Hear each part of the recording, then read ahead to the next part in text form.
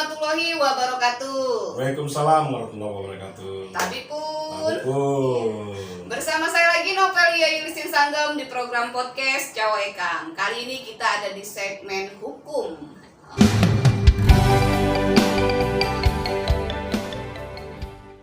Di studio kita sudah kehadiran seorang bapak yang sangat gagah. Wah, beliau adalah lawyer dari Eka Hildan dan partner. Apa kabar, Pak? Kabar baik-baik. Apa nih, saya panggil Pak Eka atau Pak Hildan? Ya, biasanya orang manggil itu Hildan. Iya. Oh, Pak Hildan. Gimana nih keadaan Pak Hildan selama pandemi COVID-19 nih? Kalau pandangan saya di COVID-19 ini kayaknya pekerjaan itu agak berkurang sedikit. Berkurang sedikit karena kita nggak gitu bebas lagi seperti dulu. Oh iya. Dan juga kalau bertemu orang juga kan ada jaraknya, harus pakai masker. Jadi itu tidak bisa kita bersalaman segala, gitu, itu mungkin saja. Jadi pekerjaan juga terbatas. Pekerjaan juga jadi terbatas ya. Terbatas. Jadi ikut menjadi pejuang rebahan juga enggak di rumah? Enggak juga kan. Iya. Soalnya anak muda sekarang ya inilah saatnya menjadi pejuang katanya kita rebahan. Ngomong-ngomong Pak Hildan, sejak kapan Eka Hildan dan partner ini berdiri? Saya tuh udah 20 tahun lebih. 20 tahun, jadi mungkin 1981 ya? Ya, enggak, 2000-an, sampai 2000 ya, 2000-an ya. 2000 ke bawah lah. Itu kira udah 20 tahun lah. Jadi itu.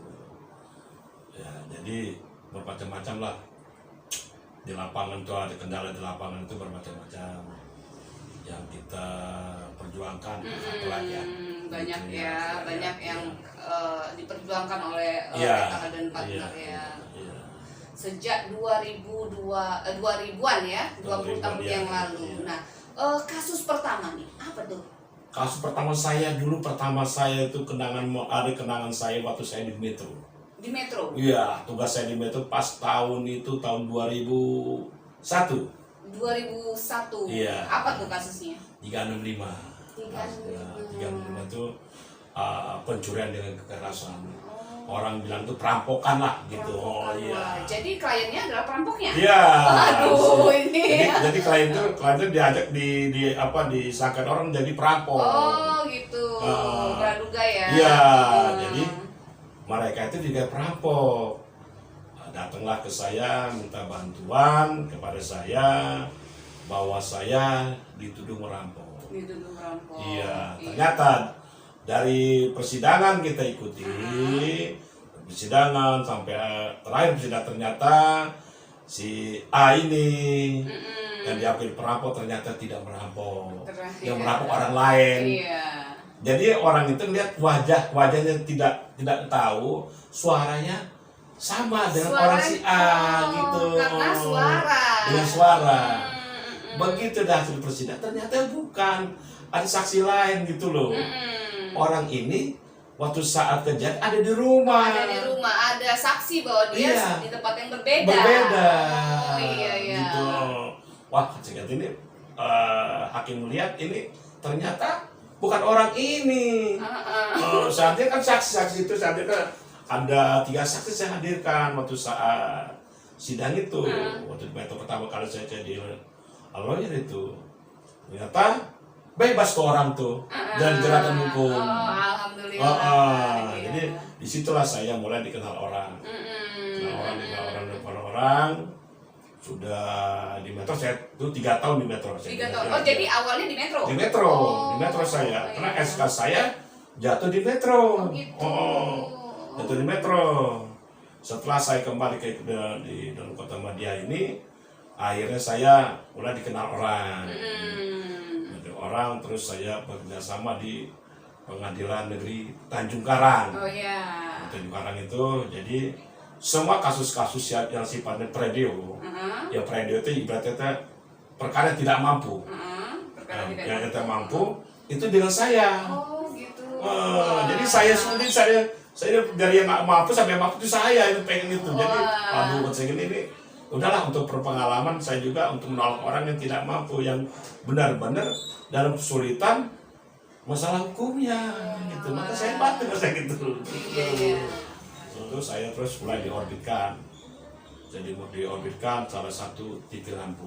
Wah, apa itu TV-nya? LTV. LTV. Satu LTV waktu saat itu. Beritanya cekal. Wah, gitu. iya, Cekal iya. itu. Kemudian Kalau sudah itu dikenakan lagi dengan TV One. TV One. TV One sudah itu dikenakan lagi di RCTI. Ya, TV itu jarang, tapi yang saban hari masuk itu saya TV Lampung. Itu dari Senin sampai Kamis tuh wajah saya ini sudah nggak asing lagi di Lampung itu, gitu loh. Waduh, Sudah gitu. familiar sekali ya, Iya, apalagi di kalangan yang punya kasus tidak mampu. Nah, itu dia.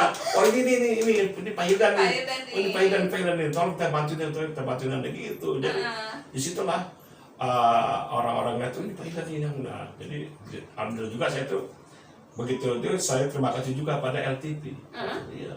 LTV itu kalau itu TV ya, itu koran itu Lampung Pos dengan Tribun.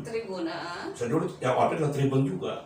Saban hari itu ada berita terus. Iya. Nah dari situ orang ngelihat saya itu, wah ini berita ada minta tolong sampai sekarang lah saya jadi lawyer ini membantu orang-orang yang tidak mampu. Ya semampu saya pekerjaan saya. Iya gitu. Iya mantap, benar-benar. Semoga berkah ya Pak ya. Iya. Pak Hildan, cerita sedikit nih. Sebelum 20 tahun yang lalu, kenapa ambil hukum?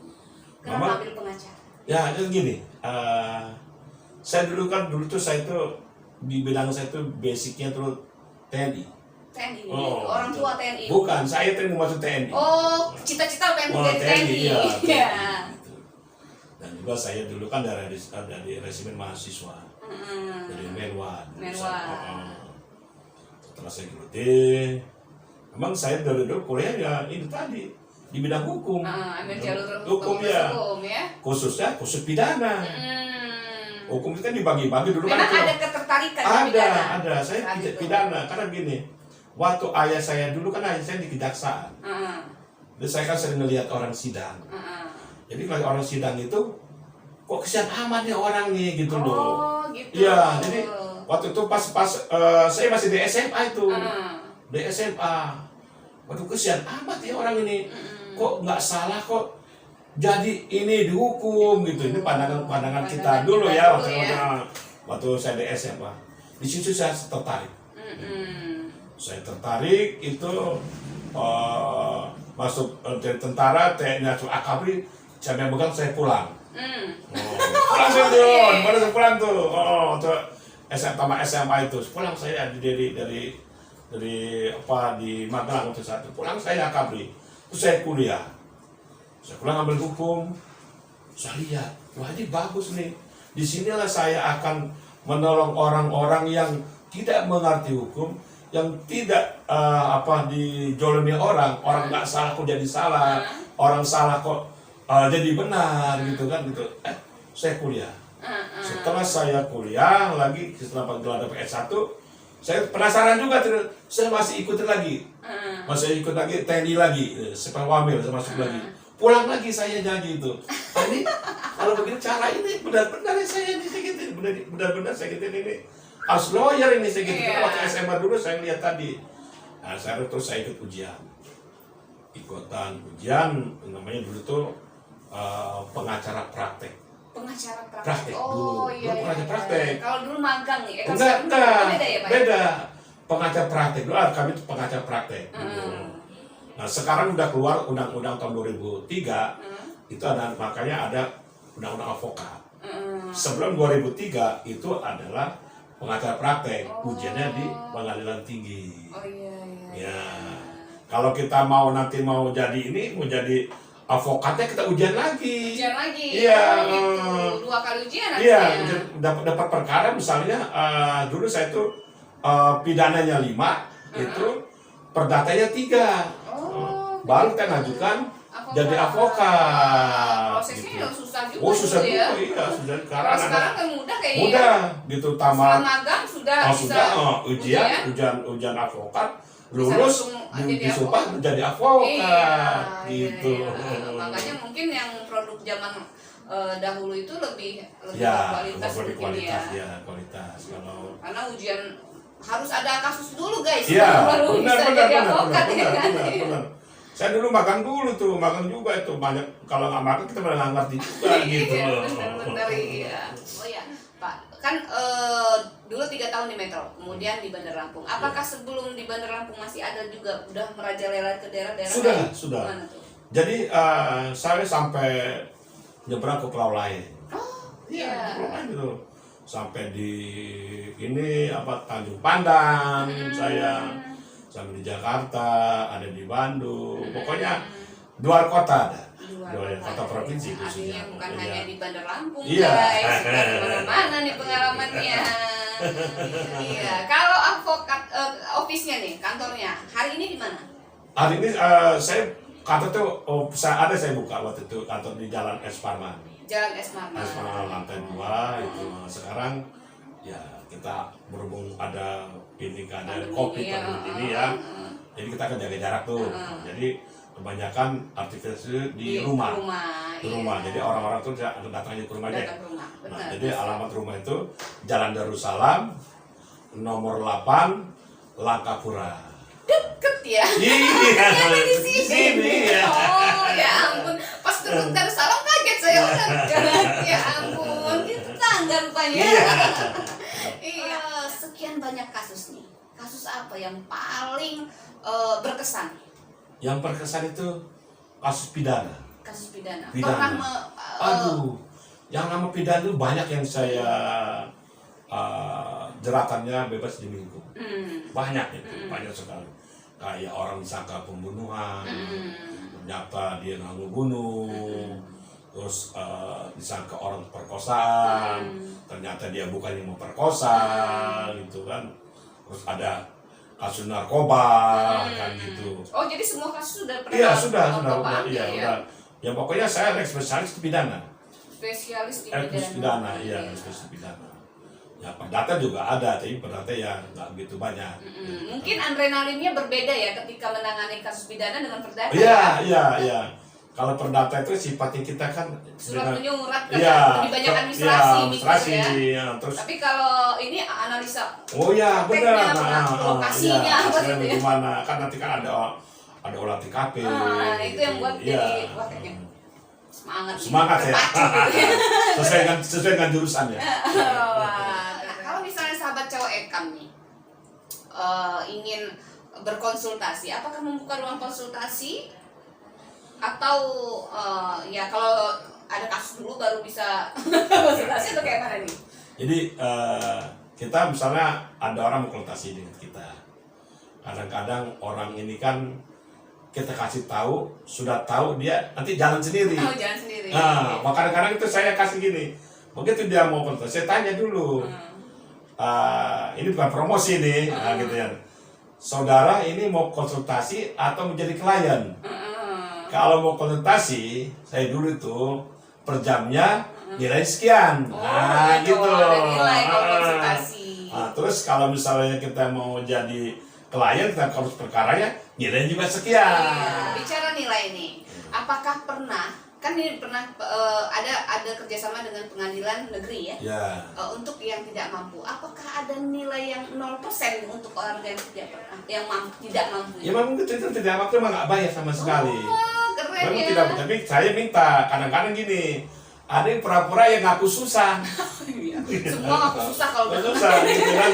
Pak saya susah, tapi saya tidak mau ketinggalan ini kita, pikir kita, ini bener deh. Susah benar nggak? Tapi saya minta. Kalau benar Bapak susah, saya minta keterangan. Di situ kuncinya.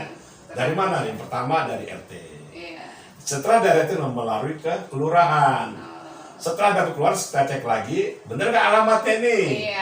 Setelah alamat kita cek alamatnya, kalau dia benar rumahnya, oh iya.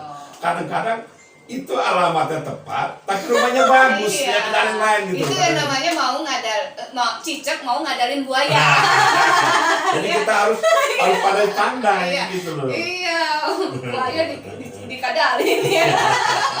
Lebih pakar udah hukum semua yang dibahas yang dibaca ya kan. pengalamannya, teorinya, waduh.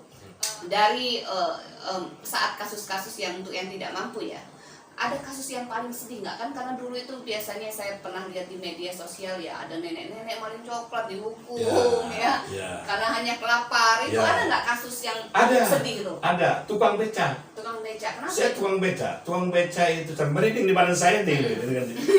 Masa ngulas lagi tuh masalah. Itu tukang beca. Tukang beca itu mencuri boklam pinggir jalan. Mencuri boklam pinggir jalan. Berapa sih harga boklam itu? Nah, sedangkan boklam itu kan di pinggir dia kan tidak tahu punya siapa yang boklam itu, kan gitu. Terus diambil dengan dia. Nah, di situ saya tukang beca, saya perjuangkan hak dia. Dia ngomong, saya tuh nggak tahu itu boklam pinggir jalan punya siapa, tidak tahu. Saya perjuangkan, sedangkan harga boklam cuma murah sekali, cuma 15.000 gitu. Udah disidik segala itu persidangan. Alhamdulillah, hasilnya jelatannya bebas demi hukum lagi gitu loh. Itu sampai saya senang sekali ini gitu. Nah, terus yang kedua adalah mencuri sendal lagi. Sendal. Ya sendal anak-anak nih sendal nih. Iya, gimana? Anak sendal ini, anak-anak curi sendal. Ternyata namanya anak-anak diproses. Kata saya ini anak-anak ya biasanya dikualikan aja lah pada orang tua. Tapi yang punya sendal masih ngotot aja gitu. Karena sering hilang sendal, tapi waktu saat hilang sendal itu bang anak itu, anak-anak. Jadi yang punya sendal gini, ya saya alhamdulillah kita ikutin proses, saya itu akhirnya anak-anak dikembalikan pada orang tuanya. Pernah punya pengalaman menangani kasus korupsi? Ada, tapi nggak saya ceritakan orang-orangnya. Kalau itu bahaya gitu, nanti orang tahu sendiri nih. Bicara korupsi atau bicara pembunuhan atau bicara mencuri lah istilahnya, ada dilema nggak sih Pak? Misalnya ini orang memang bersalah nih klien kita, ada dilema nggak saat kita itu mau memperjuangkan minimal walaupun tidak dibebaskan itu dikurangkan itu seperti apa itu Pak? Jadi kita tuh kayak kasus pembunuhan dulu, tapi kasus pembunuhan, pembunuhan kan bermacam-macam. Kita harus kalau seorang lawyer harus ngerti, oh ini misalnya orang ini matinya tergantung diri, gantung diri, atau orang ini mati tenggelam, kita harus tahu gitu loh. Jadi kita harus kerjasama dengan forensik. Memang saya dulu memang ada saya menggeluti ahli di bidang forensik. Jadi kalau orang mati tenggelam, kita lihat, kita harus kerjasama. Kalau dia murni tenggelam, paru-parunya pasti ada air. Pasti tenggelam, maksudnya oksigen habis dan banyak air ke paru-paru, maka dia menyebabkan kematian. Dan di perutnya biasanya kemudian. Tapi kalau dia dibunuh, paru-paru tidak ada air. Setelah dibunuh di darat, dia dibuang ke sungai, sudah tidak ada lagi ya. Jadi matilah dia. Oh ini, tapi kalau kita awam nggak ngerti forensik, sebagai lawyer nggak ngerti. Oh ini orang ini nih mati tenggelam, dia dibunuh orang, kita kerjasama dengan dokter forensik gitu loh, jadi ketahuan gitu. Itu dah contoh kalau yang kasus pembunuhannya kita harus tahu terus kayak kasus gantung diri, kita lihat dibunuh dulu atau digantung kan beda. Kalau dia dibunuh kan dia ada mati digantung kan lidahnya tidak keluar. Kalau bergantung diri ya. Gitu kan keluar gini juga kita kan, dan mata juga melotot. Dan juga dia mengeluarkan keringat, mengeluarkan maaf ngomong ini. Memar-memar di seputaran tubuh. Itu namanya lebam mayat. Lebam mayat. Jadi makan maaf ngomong gitu kita kan supaya keluar. Kotoran dari tubuhnya keluar. Kan sakit tadi gitu. Waktu saat dia gantung diri itu. Tapi kalau dia dibunuh itu beda. Nggak ada tanda-tanda gitu. Dan masalah korupsi lagi. Korupsi itu kita lihat bermacam-macam orang korupsi. Korupsi ini kan ada yang namanya menjalankan jabatan. Kan misalnya kita ngomongnya, kalau kita ngomong itu gunakan jabatan. KKN ya. Wah, jabatan saya mentang-mentang saya ini kepala dinas. Oh ini deh kan gitu. Nah, pasti kita bela dia. Oh belain gimana, kenapa sih kok bisa dia ini kena korupsi? Di mana sih kesalahannya? Jaksa dengan nuntutnya begini dakwanya, kita lihat dulu apa nih gitu. Oh ini ternyata ini nggak kena nih, gitu, iya. nggak kena. Ya kita harus jawab, Anda harus jawab, Iya. gitu. Jadi untuk perasaan nih, perasaan sebagai manusiawi lah soal Iya. korupsi nih, ada sisi dilematis nggak membela orang korupsi? Waduh, bingung ya. Itu sih, saya nggak bisa jawab. Nggak bisa jawab ya, karena memang ada sisi pandang ya, Ya. sisi pandang. Memang mungkin juga walaupun dia terduga Ya. dan dia memang melakukan korupsi, minimal ada tenggang rasa untuk nilai Ya. hukumnya mungkin Pak. Itu kan namanya praduga tak bersalah. Iya. Dan walaupun bagaimana, saya kita bela dulu dong Iya. hak dia. Betul pun dari gitu. pengacara bela.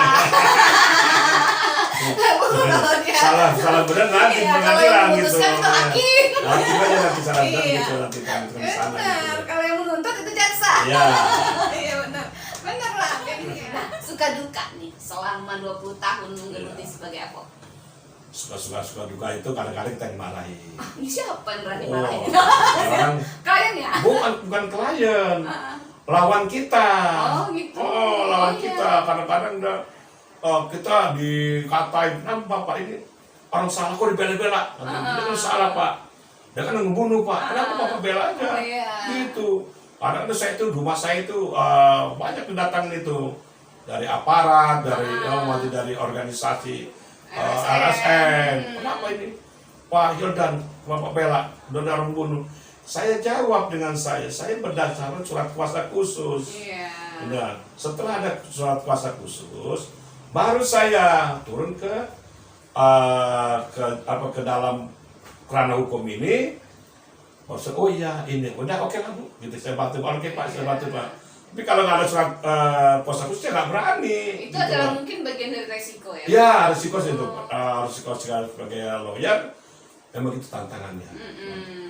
Bisa di lapangan terribut, apalagi misalnya kasus perdata, sidang di lapangan kita tuh ribut, tiba-tiba kita mau eksekusi rumah, tanah, ada yang ribut dengan yang punya, itu udah resiko kita sebagai lawyer gitu aja. Jadi makanan ya, Ya.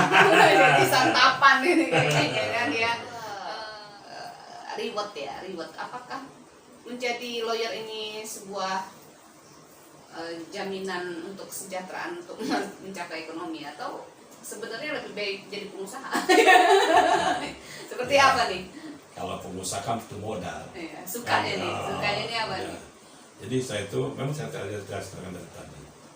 Sekarang orang ini kan nggak ngerti dengan hukum. Ya, itulah saya bilang tadi waktu saya ngelihat di persidangan, orang tua saya waktu di jaksa saya lihat, oh orang ini kesian sekali nggak ngerti, kok diginiin. Nah, jadi kita ketarikan saya itu tadi.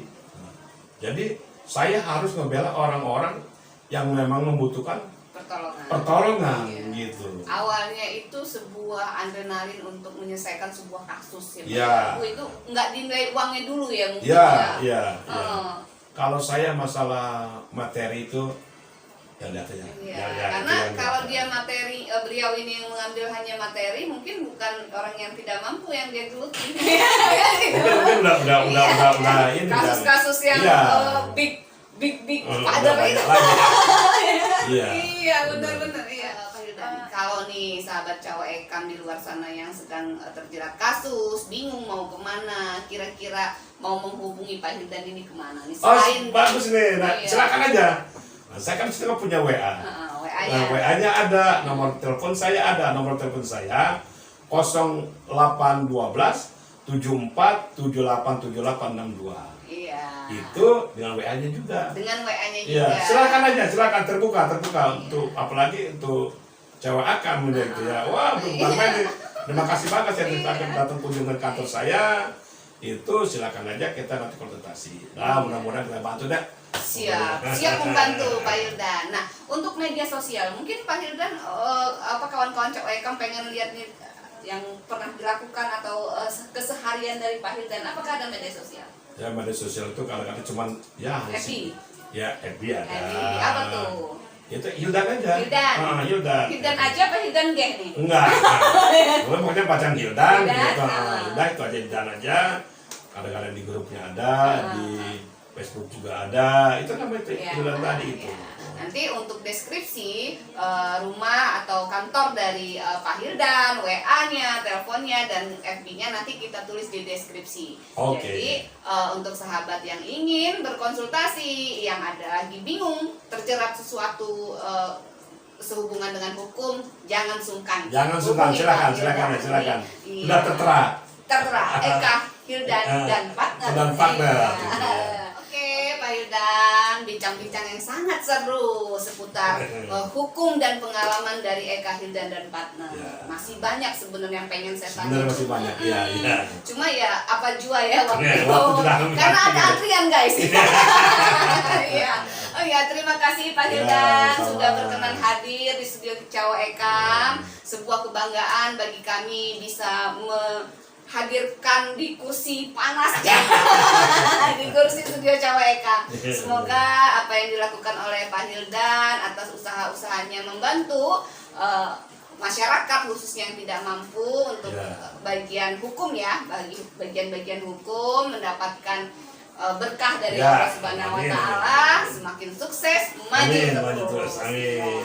Saya Novelia Yudin Sanggem bersama Pak Hildan pamit undur diri. Wassalamualaikum warahmatullahi wabarakatuh.